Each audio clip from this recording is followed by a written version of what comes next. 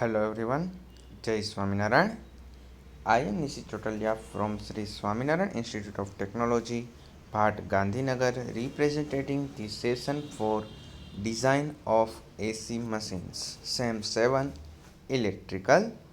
We are discussing our subject design of AC machine with Unit 3 Design of Synchronous Machines, in which we already completed our basic few parameters, in which in our previous lecture we already discussed the length of the mean term or armature coil design. We started from that armature design, in which armature coil design we discussed, then after slot dimension, length for that, then after the length of air gap selection के लिए जो steps थे वो हमने देखे। Advantages और disadvantages में हमने समराइज करके पॉइंट ही दिखाए कि इस पॉइंट के अंदर आपको ये चीज़ लिखनी है।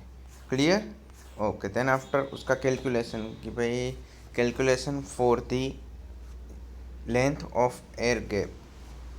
क्लियर? तो उसके भी हमने इक्वेशंस देखे थे और वो कैसे इस शेयर के ऊपर डिपेंड करते हैं, या फिर आर्मेचर के जो भी एम्पियर टर्न्स के इक्वेशन है उसे हमने देखे। Clear? Okay. So next point based on our syllabus which is the selection of number of slots. Clear? Okay. So which kind of slots we can use, और उसकी सिलेक्शन में हमें कौन कौन से पैरामीटर्स याद रखने हैं, क्योंकि ऑब्वियस है कि आप कोई थियरी पढ़ते तो आपके दिमाग में सबसे पहले कौन सा क्वेश्चन आएगा कि भाई इसकी ज़रूरत क्या है। तो नंबर ऑफ़ स्लॉट्स हम सिलेक्ट करते तो उसकी ज़रूरत क्या है। सो पर्टिकुलरली जब हम मशीन डिज़ाइन की बात कर रहे हैं तो काफ़ी पैरामीटर्स है जो कि हमारे मशीन के परफॉर्मेंस पे अफेक्ट करते हैं, तो उसके ऊपर हमें देखना है, या फिर उसका परफॉर्मेंस पे कैसे कौन से पैरामीटर्स अफेक्ट कर सकते हैं, या फिर इसके लिए हम एक एक जो पर्टिकुलर पैरामीटर है उसकी प्रॉपर्टी या फिर उसके अफेक्टिंग या फिर जो उसका क्या रोल है मशीन के अंदर वो हम देखेंगे। तो अभी हम बात कर रहे हैं सॉरी नंबर ऑफ स्लॉट्स की। तो यहाँ पे इम्पोर्टेंट चीज़ है कि भाई स्लॉट्स जो कि क्यों होते हैं कि वहाँ पे कंडक्टर हम प्लेस करते हैं या फिर वाइंडिंग प्लेस करते हैं। तो यहाँ पे आपके जो भी स्लॉट्स है उसकी हम डिस्कशन कर रहे हैं कि भाई selection of number of slots में हम क्या देखेंगे। तो पर्टिकुलरली यहाँ पे देखें कि भाई पैरामीटर्स यहाँ पे मैंने मेंशन की है कि भाई balance winding, tooth flux density, फिर लीकेज रिएक्टेंस टूथ रिपल, या फिर नेक्स्ट पैरामीटर बनेगा जो रहेगा आपका temperature rise, so cost even also there. तो इन सारे पैरामीटर्स को हम टर्न बाय टर्न डिस्कस करेंगे कि भाई इसका क्या रोल है। तो सबसे पहला कि वाइंडिंग बैलेंस वाइंडिंग की हमने बात की कि भाई वाइंडिंग बैलेंस रखना है तो वो नंबर ऑफ़ स्लॉट्स कैसे सिलेक्ट करेंगे कि भाई अभी हमारा मशीन 3 फेज़ रहता है। पर्टिकुलरली हम देखें तो यहाँ पे 3 फेज़ वाइंडिंग हमारा है, तो उसके लिए हम स्लॉट कैसे करेंगे या फिर स्लॉट कैसे सिलेक्ट करेंगे कि भाई बैलेंस वाइंडिंग रहे, क्योंकि अनबैलेंस वाइंडिंग की वजह से हमें पता है कि हार्मोनिक वहाँ पे प्रोड्यूस हो सकता है। तो उसके लिए या फिर वो जो आपके हार्मोनिक्स है उससे रिड्यूस करने के लिए कुछ और डालना पड़ेगा, क्योंकि जब हार्मोनिक्स है तो वो हमारे सिस्टम के लिए या फिर हमारे मशीन के लिए अच्छे नहीं है। तो वो हार्मोनिक का रिडक्शन ना करना पड़े इसके लिए आप बैलेंस वाइंडिंग यूज़ करेंगे। प्लस हार्मोनिक की वजह से वहाँ पे एक टेम्परेचर राइज का भी थोड़ा एक पोर्शन आपको दिख सकता है। तो बैलेंस वाइंडिंग में आपको क्या बताना है कि यार बैलेंस वाइंडिंग कैसे अफेक्ट करता है कि भाई number of slots are so selected that the balance of 3 phase winding is obtained as well as the unbalanced winding leads to space harmonics and overheating. Clear? Okay. Now we are going to discuss our next parameter is tooth flux density, in which the आपके जो भी tooth या फिर teeth की जो हम बात कर रहे हैं कि जो टीथ है वो कैसे रखते हैं या फिर उसकी फ्लक्स डेंसिटी कैसी होगी। तो अगर यहाँ पे फ्लक्स डेंसिटी आपको ज़्यादा रखनी है या फिर आपका नंबर ऑफ स्लॉट ज़्यादा रखेंगे तो उसकी वजह से आपके टीथ की जो भी साइज़ है वो छोटी हो जाएगी या फिर नैरो हो जाएगी। क्लियर? तो उसकी वजह से आपकी फ्लक्स डेंसिटी ऑब्वियस है कि बढ़ जाएगी, बट कितनी बढ़ेगी, क्योंकि कई बार हमें ऐसा लगता है कि भाई इसकी वैल्यू हमें ज़्यादा रखनी चाहिए, लेकिन वो एक लिमिट से ज़्यादा बढ़ेगी तो भी हमारे लिए अच्छा नहीं है। So if it is in beyond the limits then it is not useful. Clear? या फिर वो यूजफुल फ्लक्स नहीं कहलाया जाएगा। तो उसके लिए हमें ट्रूथ फ्लक्स डेंसिटी एक पर्टिकुलर लिमिट या फिर हमारी जो भी डिफाइंड लिमिट है कि इसके अंदर रहनी चाहिए, उतनी वैल्यू होनी चाहिए। Clear? Okay, next one is the leakage reactance. तो यहाँ पे मैं आपको बताना चाहूँगा कि भाई less number of slot of the conductor are nearer leading to the increase in leakage flux. So हम ये जानते हैं कि भाई नंबर ऑफ स्लॉट कम रखेंगे तो उसकी वजह से आपका लीकेज फ्लक्स है जो बढ़ जाएगा। Clear? Okay, one another parameter is tooth ripple, जो कि मैंने अभी प्रीवियसली मेंशन किया ही था कि भाई large number of slot leads to the tooth ripples, and उसकी वजह से क्या होगा कि नंबर ऑफ स्लॉट्स बढ़ जाते हैं तो टूथ रिपल बढ़ जाता है, तो यहाँ पे पल्सेशन लॉसेस भी डिक्रीज हो जाते हैं। Clear? Okay, one another thing या फिर नेक्स्ट पैरामीटर जो कि है टेम्परेचर राइज। तो उसके लिए मैं आपको बताना चाहूँगा कि यहाँ पे जो नेक्स्ट पैरामीटर है टेम्परेचर राइज एंड कोस्ट। तो सबसे पहले मैं हम टेम्परेचर राइज की बात कर ले कि भाई नंबर ऑफ स्लॉट अगर हम ज़्यादा रखते हैं तो एक कॉम्प्लेक्स काइंड ऑफ आपका वाइंडिंग कॉम्प्लेक्स हो जाएगा, क्योंकि स्लॉट्स नज़दीक नज़दीक होंगे तो वहाँ पे वाइंडिंग थोड़ा कॉम्प्लेक्स हो जाएगा, या फिर वहाँ पे एक काइंड ऑफ कि आपकी मान लो कि कॉम्प्लेक्सिटी बढ़ जाएगी वाइंडिंग की। तो उसकी वजह से क्या होगा कि प्रॉपरली एयर सर्कुलेट नहीं होगी तो इंसुलेशन नहीं मिलेगा, तो उसकी वजह से टेम्परेचर राइज होने के भी चांसेस है, जो कि आपके वाइंडिंग का टेम्परेचर राइज है।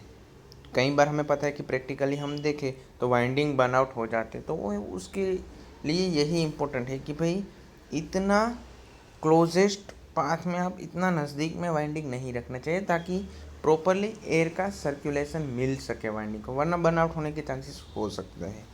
सो उसकी वजह से टेम्परेचर राइज प्रोड्यूस हो सकता है या फिर इंटरनली टेम्परेचर राइज हो सकता है। प्लस अगर हम कॉम्प्लेक्स वाइंडिंग यूज़ करते तो उसकी वजह से क्या होगा कि आपका जो भी लेबर है या फिर वर्कर है वो स्किल्ड पर्सन होना चाहिए, तो उसकी वजह से आपका कॉस्टिंग भी बढ़ जाएगा। Plus maintenance point of view it is also difficult या फिर कॉस्टलियर। तो अगर हमें कॉस्ट और टेम्परेचर राइज दोनों को हमें अगर दिमाग में रखना है तो उसके हिसाब से हमें बहुत छोटे भी स्लॉट्स या फिर बहुत क्लोजेस्ट स्लॉट्स यूज़ नहीं करने। क्लियर? ओके, तो यहाँ पे सेलिएंट पोल मशीन या फिर उसके लिए कुछ यहाँ पे स्टैंडर्ड वैल्यूज़ दी हुई है कि कितनी वैल्यू लेते हैं हम, जो कि स्लॉट्स पर पोल पर फेज़ की बात चले। तो सेलिएंट पोल के लिए अगर मैं आपको बताना चाहूँ तो उसकी वैल्यू रहेगी 3 to 4 स्लॉट्स पर पोल पर फेज़। क्लियर? ओके, और टर्बो अल्टरनेटर के लिए 7 to 9। क्लियर?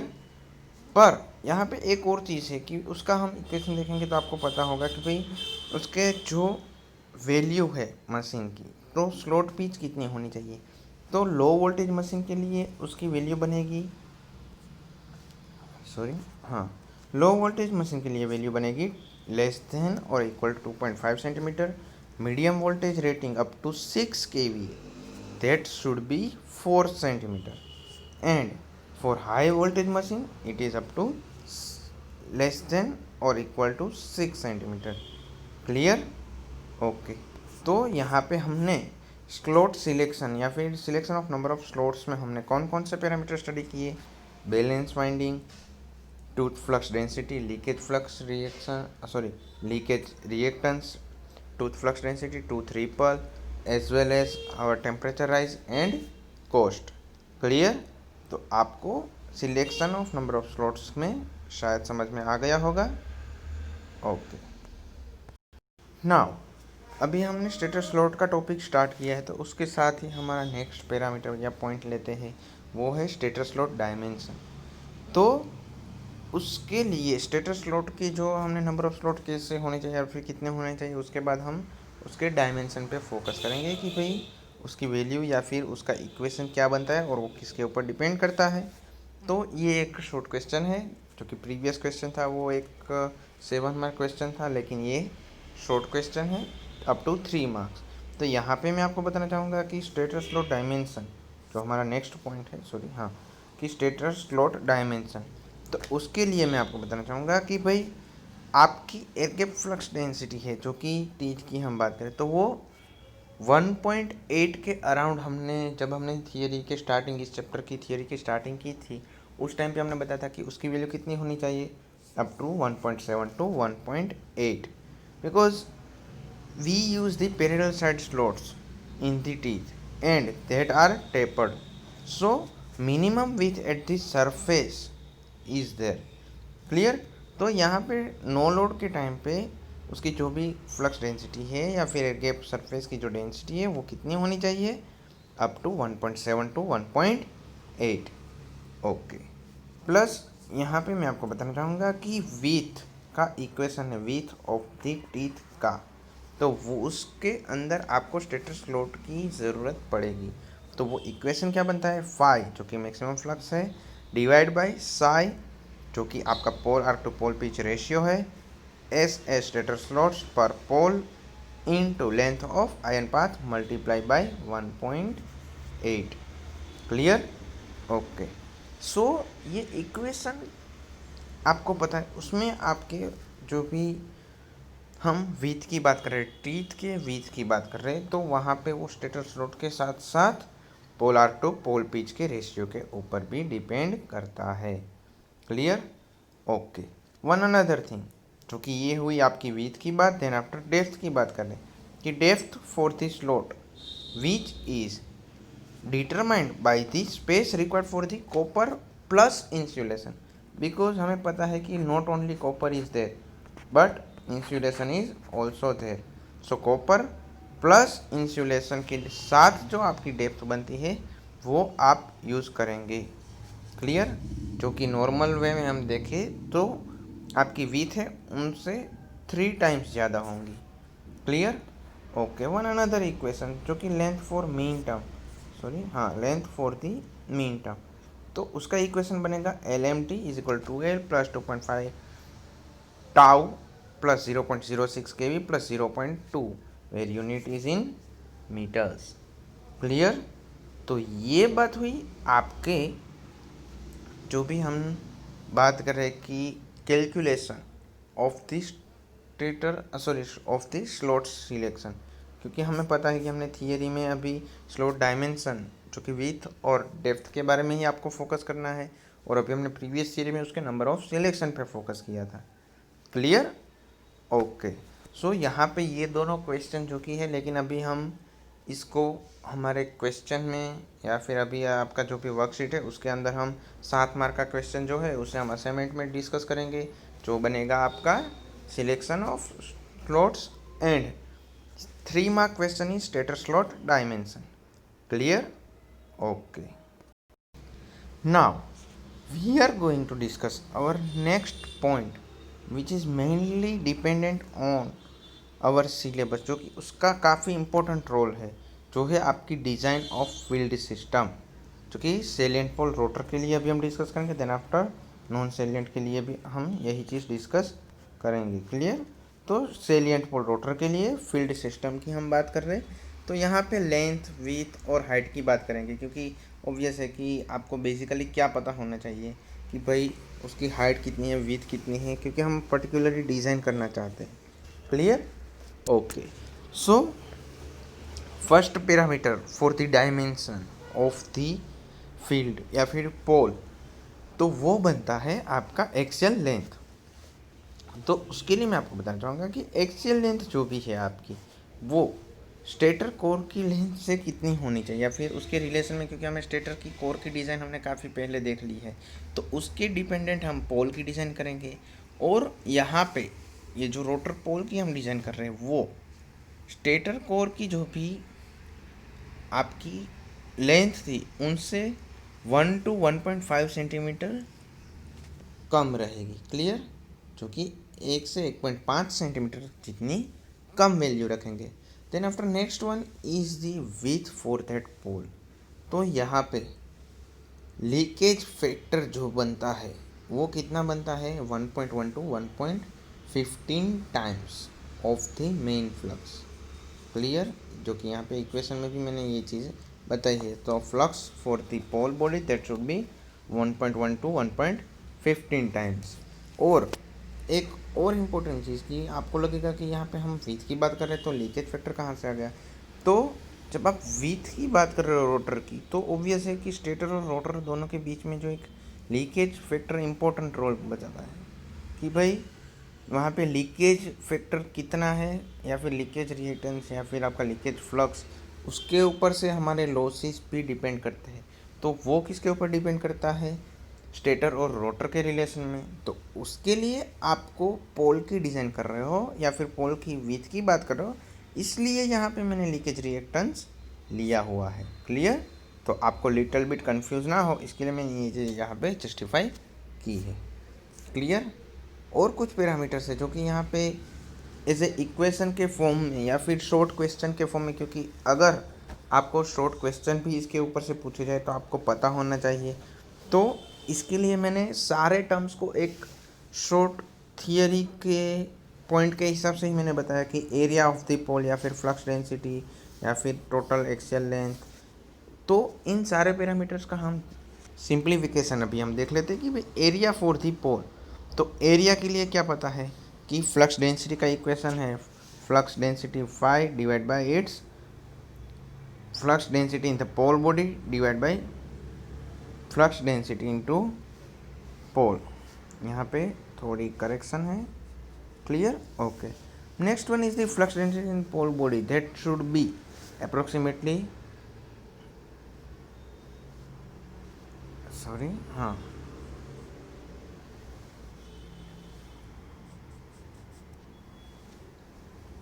अगर हम फ्लक्स डेंसिटी की बात कर रहे हैं तो flux density phi is equal to B into A, जो कि यहाँ पे आपको पता है कि एरिया हमें फाइंड करना है।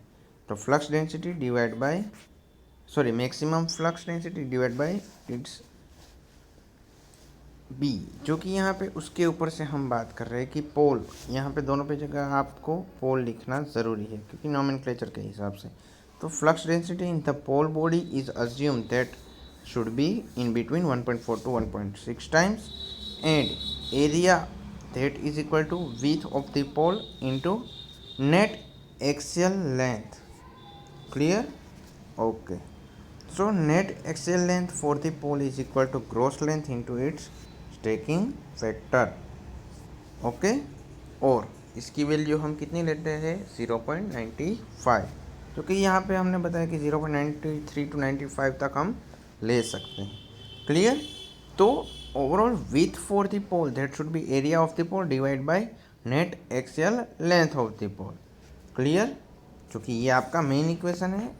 अगर आपको यहाँ पे कुछ भी याद नहीं रहता तो आपको ये इक्वेशन याद रखोगे तो उसके ऊपर से ये सारी जो टर्मिनोलॉजी है उन सबको आप जस्टिफाई कर सकते हो। तो आपको अगर याद नहीं रखना है, मगअप नहीं करना है, तो ऑब्वियस है कि आपको क्या करना है, सबसे पहले ये इक्वेशन आपको मेंशन करना है और हर एक क्वांटिटी क्या बताते हैं या फिर कैसे ऑब्टेन करते हैं वो बताना है। Clear, okay. Next one is the height of the पोल।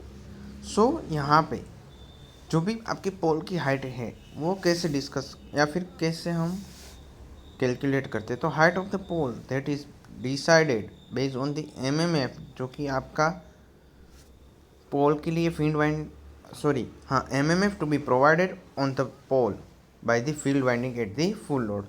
तो वो किसके ऊपर डिपेंड करती है कि भाई आपका जितना एमएमएफ पोल के ऊपर डिपेंड करता है फुल लोड पे, उसके ऊपर। सो हमारी यहाँ रिक्वायरमेंट क्या बनेगी कि एमएमएफ कितना है उससे कैलकुलेट करें, जो कि MMF at the pole. Clear, okay. But उसके पहले आपको यहाँ पे ज़रूरत पड़ेगी full load field ampere turns की, क्योंकि हम एमएमएफ फाइंड करना चाहते हैं। तो वो इक्वेशन या फिर उसे हम टर्म्स के हिसाब से देखें तो full load ampere turns per pole that is approximately 1.72 2 times of the ampere turns per pole.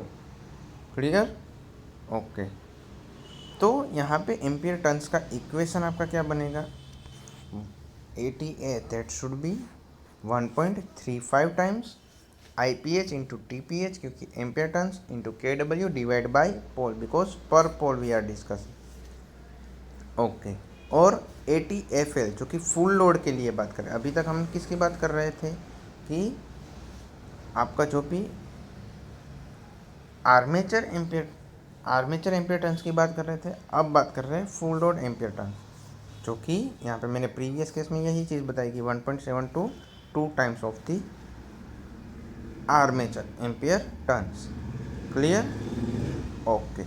Plus यहाँ पे हाइट के साथ साथ आपको क्या एक और चीज़ याद रखनी है कि height of the pole is calculated from the base of the height of field coil require the insulation. Clear? तो इसके इंसुलेशन को भी आपको यहाँ पे मेंशन करना है।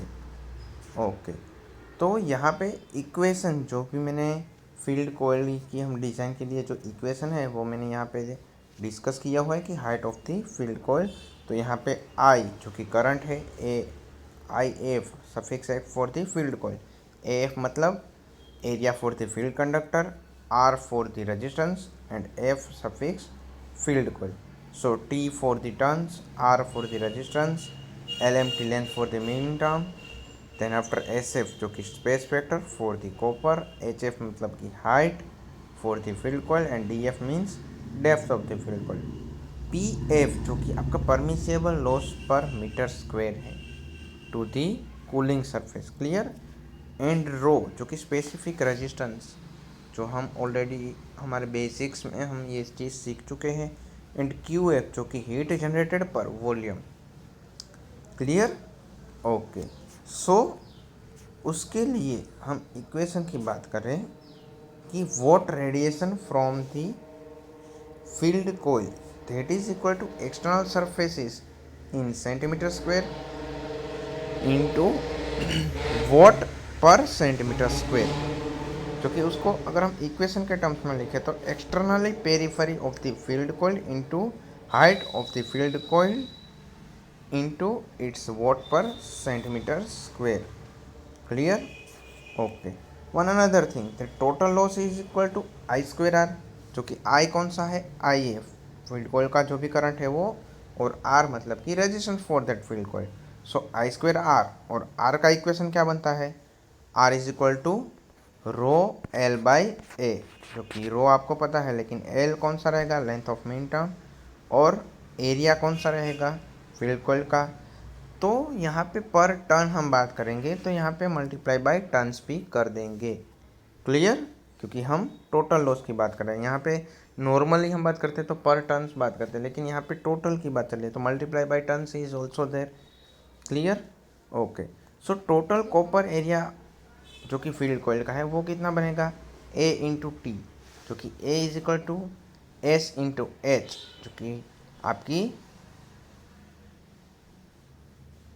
एरिया का इक्वेशन बनेगा SF into DF into HF divide by turns for the field winding. Okay, so watt loss या फिर वोल्टेज लॉस पर कोयल की बात चले तो वो कितना बनेगा? I square into rho L by T, sorry rho L into T multiply by T divide by SF HF इंटू DF। क्लियर? ओके, और लॉस का जो इक्वेशन हम देखें कि loss dissipated from the coil या फिर फील्ड कोयल, वो कितना बनता है कि QF जो कि आपका सफिक्स है multiply by its cooling surface for the field coil. Clear? Okay, तो यहाँ पे एक और चीज़ बताना चाहूँगा कि जो हम इनर और आउटर सरफेस की बात कर रहे हैं कोयल के अंदर, तो वो एक हीट आपकी जो भी है हीट डिसिपेट करती है, वो यहाँ पे इनर और आउटर सरफेस डिसिपेट करेगी। So total dissipated heat on the top and bottom surfaces are neglected. Clear? तो एट दिस सरफेस हम नॉर्मल सरफेस बात कर रहे हैं, फ्रंट एंड एंड साइड, क्योंकि टॉप और बॉटम को हम इग्नोर करते हैं। तो फ्रंट एंड साइड देखें तो वो field coil 2 times of length into height बन जाएगा। Clear? Okay, and loss dissipated from the field coil is equal to 2 into LMT into HF into F. Clear? Okay. So यहाँ पे मैं आपको बताना चाहूँगा कि टेम्परेचर राइज जो कि आपकी पर्टिकुलर लिमिट के अंदर होना चाहिए, तो watts loss per coil is equal to watt radiation from the coil. तो वॉट लॉस का इक्वेशन अभी हमने प्रीवियसली डिसाइड किया वही है, और वॉट रेडिएशन जो कि यहाँ पे हमने लास्ट में देखा, क्योंकि यहाँ पे अगर आपको नहीं पता है तो यहाँ पे मैं आपको बताना चाहूँगा ये इक्वेशन 2 है, ये इक्वेशन सॉरी, और ये इक्वेशन 1 बनेगा। क्लियर? इक्वेशन 1 एंड इक्वेशन 2, तो उन दोनों को आप इक्वेट करोगे तो उसके ऊपर से आपको हाइट का इक्वेशन मिलेगा 10⁻⁴ divide by SF DF into HF, जो कि इसके ऊपर से हम जो स्टैंडर्ड वैल्यू है वो देखें कि भाई depth for the coil that is approximately 3 to 5 centimetres and copper space factor that should be in between 0.6 to 0.8 and loss per meter square that should be around or in between 700 to 750 watt per meter square. So we can conclude that height of the pole is equal to height of the field winding plus height of the pole shoe plus height assumed by the insulation, जो कि ये पूरा आपका field winding की design के अंदर काफ़ी important 7 mark theory है। क्लियर? तो अभी हमने ये जो तीनों स्लाइड में ये इक्वेशन देखे कि भाई फील्ड कोयल डिज़ाइन के अंदर हाइट ऑफ द फील्ड कोयल जो कि 7 मार्क का एक पूरा थियरी बेस्ड इक्वेशन है, जो इसके जो भी तो उसकी कोई ऐसे हमें अहमियत नहीं है, लेकिन जब कैलकुलेशन करते डिज़ाइन प्रॉब्लम में तब आपके लिए इम्पोर्टेंट है। तो ये सारे नोमेनक्लेचर के बाद आपको वॉट रेडिएशन के फॉर्म में पहले लिखना है, देन आफ्टर उसका जो भी लॉस डिसिपेटेड है वो उसको आप इक्वेशन 1 और 2 के फॉर्म में लिखेंगे, उन दोनों को आप यहाँ पे इक्वेट करेंगे और फाइनली आपका जो भी हाइट का इक्वेशन है उसे आप जस्टिफाई करेंगे। क्लियर? ओके। सो यहाँ पे आपकी ये थियरी भी कंप्लीट होती है। So we will discuss our next point from the next session, but आपको ये हाइट वाला क्वेश्चन है जो कि आपकी वर्कशीट या फिर असाइनमेंट क्वेश्चन में लिखना नहीं है। सो आज के लिए सिर्फ एक क्वेश्चन वर्कशीट का और एक क्वेश्चन बनेगा असाइनमेंट का। Till then if you have any doubts you can ask me, और if you have no doubts then no issue. Till then have a nice day. Thank you. जय हिंद, जय भारत, जय स्वामीनारायण।